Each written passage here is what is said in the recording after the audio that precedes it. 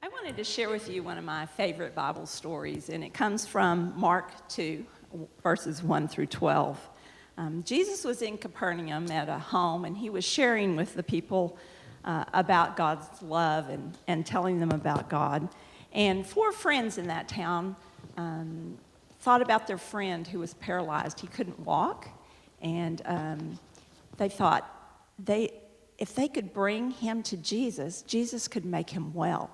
And so each one of them took a corner of the mat that he was laying on and picked him up, and they walked to the house where Jesus was telling people about God. And when they got there were all kinds of people. The house was full, the yard was full. They couldn't seem to find a way in.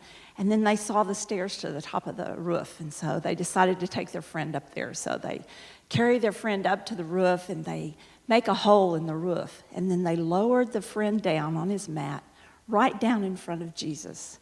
And Jesus looked up and saw the four friends and saw their faith. And he looked at the man that was paralyzed, that couldn't walk. And he said, "Your sins are forgiven. Get up and walk, take your mat, and go home."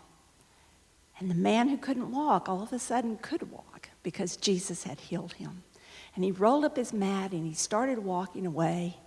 I think he probably did some jumping and maybe even some running, but he left walking. And I thought about how those four friends must have felt, that they had brought him to Jesus and Jesus had made him well. And if it hadn't been for them helping their friend, that wouldn't have happened. And so I want you to think this week about maybe a way that you could help. Maybe you can help mom and dad around the house this week. As you're home from school or home there with your family, think of some ways that you can help. Maybe you can help with brother and sister and help them play a game, or just be extra nice and helpful to them.